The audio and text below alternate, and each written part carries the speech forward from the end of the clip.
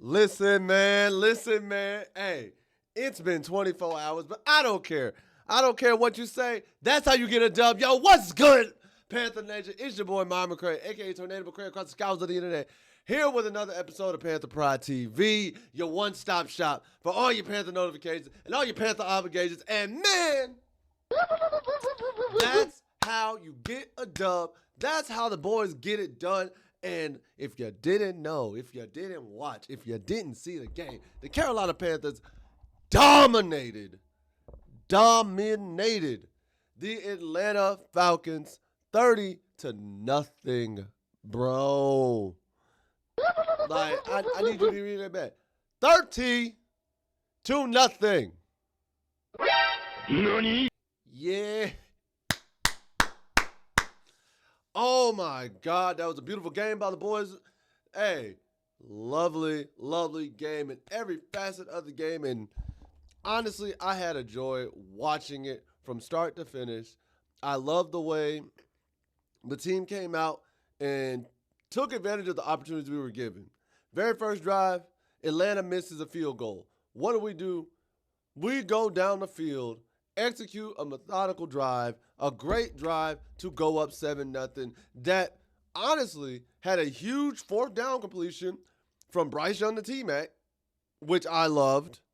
And then Bryce Young trusting his feet, running it in for a touchdown, which I loved. He made great passes in the clutch, which I loved. And the defense did what they were supposed to do too. Then we come down, we get another missed field goal by Atlanta. We go downfield, get an additional 10 points. And I was a little bit shaky heading into halftime because I'm like, we only up 10. We haven't executed. We should be up 20. But you know what? We go see how the second half goes. And the second half was even better than the first, bro. 2 interceptions, a forced fumble. One of those interceptions was a pick six. The offense goes down and scores when we need to score and continue to put points on the board. I couldn't have asked anything better, bro. I really couldn't. I was ecstatic. I was elated. I was all the happy feels. And guys, here are some huge wins from yesterday's game that y'all might not have known. Some huge firsts that we haven't had in a while. So, obviously, this is the first win of the season, man. First win of the season. It's our first game where we won the turnover battle this year. So, I'm happy about that. That's our first shutout since 2020, and that's our first 30-point win since 2014. And you want to know who the 30-point win was against back in 2014? Week 17 versus Atlanta. NANI? Yes, bro. Our first shutout since 2020, our first 30-point win since 2014, and that was also against the Atlanta Falcons, and we balled out. This is what, when you win the turnover battle, bro, you can get the first win of the season. And when everybody is executing the way we know they can, we can put up numbers like this, bro. We can put up numbers like this. And then also, I do want to give a shout out to these boys. I do got to give a shout out to these boys because the rookies had a field day, bro. Some of the rookies were showing out. Ryan Fitzgerald, second longest field goal in team history. Bryson Tremaine had 2 huge receptions just to start the game off and keep the drives alive. T-Mac continuing to show why he is wide receiver run. Just throw him the ball. He'll go up and get it. Lathan Ransom forced a fumble to seal the game. I told y'all to start playing that man more and get Nick Scott out of there. And then Nick Scorton had a huge pass deflection late in the game. I want to say it was the third quarter or it was in the fourth quarter that stopped any and all momentum that Atlanta had going forward. I've been telling y'all. I am so excited. Like, these boys been balling. Ryan Fitzgerald, excellent game kicking today, bro. Bryson Tremaine, I'm loving him, and I want to see him get more reps going forward. Tedder Roman, T-Mac, bro. He leading the league. He leading all receivers in receiver yards right now, bro. I ain't even got to worry about it. Lathan Ransom. I need more Lathan, bro. I've been telling y'all about Lathan Ransom since the offseason. I really like Lathan Ransom, and I really need more reps for him. And Nick Scorton proving that he was the right choice for us. Crazy enough, remember, a lot of people We're mad that we went with Scorton over Jalen Walker at the edge rusher position that we went with, as well as and we got Emmanuel Ellen too. So this was a game to prove that, and Scorton showcased that, hey, he's there for a reason. He was the right pick. I love it. I love it. I love it. I love it. I love it. However, I do got to address this because it needs to be addressed, man. And I'm sick of it that I have to address this. But apparently there are still some Panther fans who are upset after yesterday's win. NANI? I have seen too many times in multiple Panther groups on Facebook and even on IG and Twitter that are complaining about a 30-0 win. Make that make sense. How on God's green earth are you complaining that we won 30-0 versus a division opponent? Because one post I saw, they said Bryce's numbers were horrible. The only reason we won was because of the defense. Bryce went 16-24, no interceptions, 117 pass yards, a rushing TD, a passer rating of 70.6, and his completion percentage, let me make sure, his completion percentage was, here it is. I just seen it.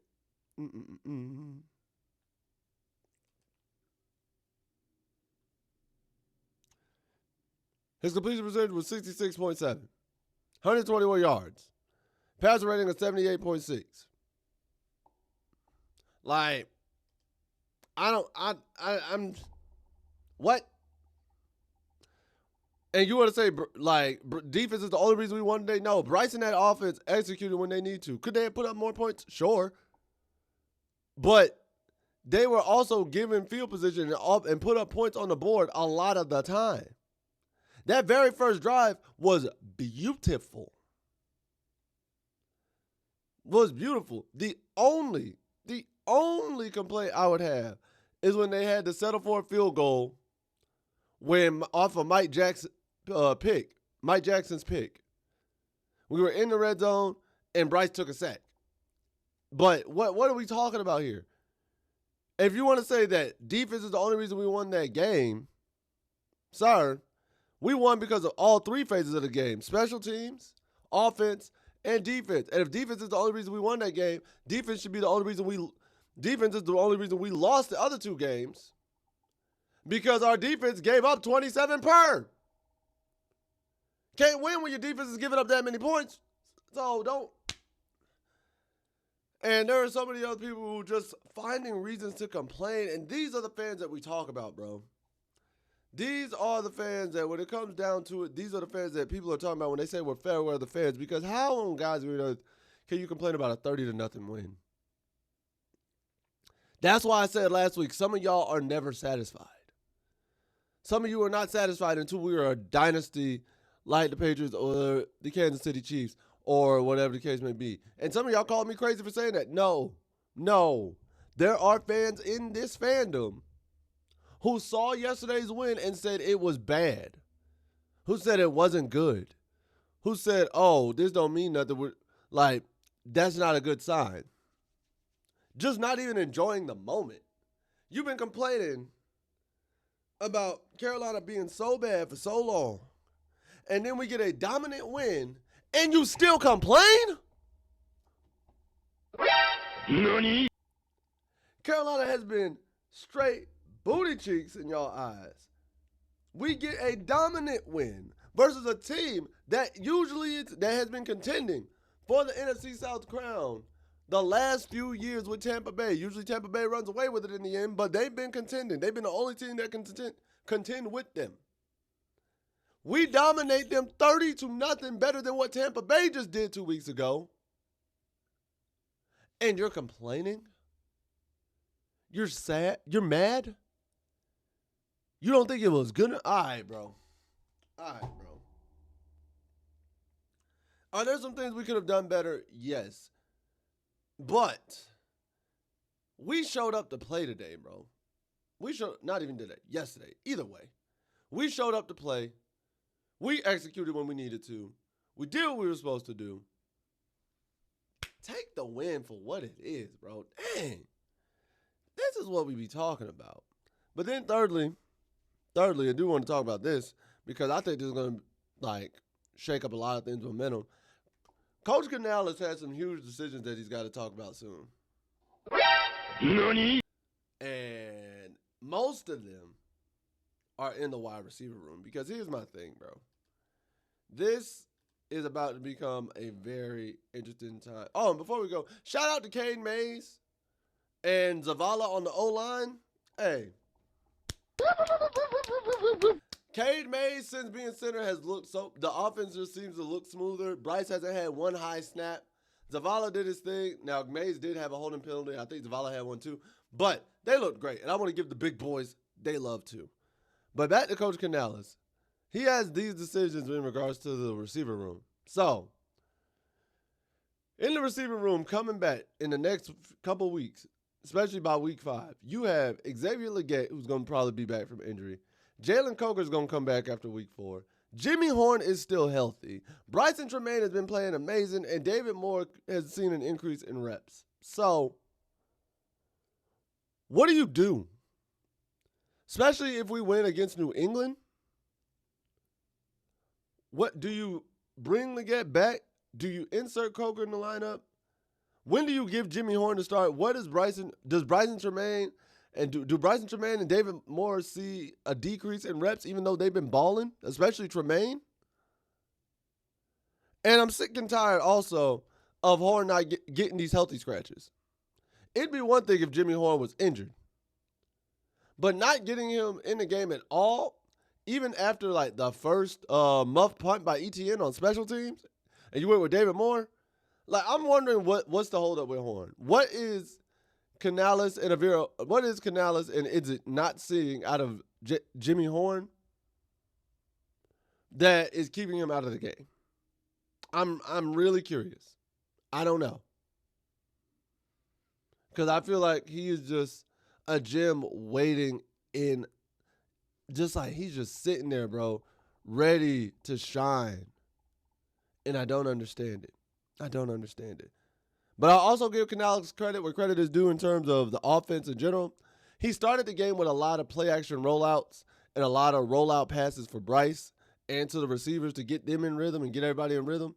And then because of that, it got the running game going late. So, hey, whatever decision he made in this past week, make those type of decisions going forward, and I don't know. Hopefully they'll say something as to why Jimmy's been getting these healthy scratches, man. But it just don't make sense to me, and that's my personal opinion. But before we get into y'all know y'all favorite segment, let's look at the Panthers Freeze frame of the day, and it's Charles Smith-Wade and J.C. Horn being hyped after Smith-Wade's pick 6, man. I love this. I loved seeing Charles Smith-Wade get that pick 6. It was beautiful. Mike Jack should have had a pick 6, but he didn't want to run to the outside of his blocker, outside of Scorton, and let himself get caught. Should have been another pick 6, to be truthful. But hey, it is what it is, bro. It is what it is. And now, it is time for Panther Nation to speak your truth, man. Let's see what y'all had in the comment section from the last game. And first things first, I got to give this special extra one, to Old Boy Johnson 4251. My man said, we'll get our first win Sunday and McMillan will get his first TD. Thank me later. He didn't get the first TD, but you did call the first win. So appreciate you on that. And somebody else in that same day, because that was Wednesday's video, somebody else in that same comment section told me that we were going to have a long day and lose, because they were like, because I said we were going to have a close game. Dude said, close game? It's like, this year with this team? Look, he said, close game? This year? Nah, look for that long day. Hey, sir, I need you to come back to the comment section. Hey, just come back and say, you know what? I was wrong. Happy for the team. I was wrong. I apologize for my outburst. Hey, just acknowledge and accept that you called it wrong. The same way I would. Because I've been wrong about the way, like I said last week, the way when Legette sat there and put up a -2, I agree with y'all. I was like, hey, you know what? He got to get it together now, because I can't defend that. But just, old boy, You called it. You said we were getting our first dub. Hey, I can't hide nothing about that. Next comes from Grizzly the Bowler, my boy. Says math equation of the day. Cade Mays plus more rookie play plus Lathan Ransom minus Nick Scott equals belt to asses. Hey, BTAs, bro. BTAs, bro. Like, I'm telling y'all, I really feel as though Cade Mays helps with the offensive line. I don't know why, but I've been feeling like that since last year. And I'm like, yo, Cade has been balling. The rookies have been balling. Lathan Ransom's been balling. So, oh, and speaking of minus Nick Scott, there was one play. Nick Scott was burnt over the middle. Luckily, it was a high pass by Penix. But Nick Scott, and he tried to jump like he missed the interception. No, sir, you were beat over the top. And I was about to be really mad. Third comes from Brendan Reeve Johnson, 7093. He says, thank you for saying the Panthers don't know how to win big because they had to show you wrong today. Hey, man, technically my statement still stands. Technically, you right. They heard me. They said, oh, we don't know how to win big. But I said, the Panthers rarely know how to win big. Think about it. Our first 30-point win since 2014 and our first shutout since 2020. Technically, my statement still stands. They rarely know how to win big, but they definitely heard me this week. And hey, you know what? I'm a man. I can admit, yep, I was wrong. I was calling for a close game. They said no, so I was wrong. I can admit that. And then lastly, this comment comes from Big Ank 7823. My man says, we've had a tolerable team since our inception. Even our 1-15 season, the losses were so close we knew we were on the right path. 2 years later, we went to the Super Bowl. Repeated the same thing with Cam. We went 2-0.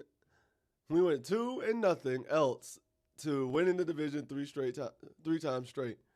Something no other team had done since the inception of the NFC South. Don't argue with the emotional fans. Listen, man, you're right about that. And there's just, like, when I look at this comment, man, there's just some things where I'm like, bro, why are we getting so emotional like we haven't done this before? But also, it's the ebb and flow of the NFL in general.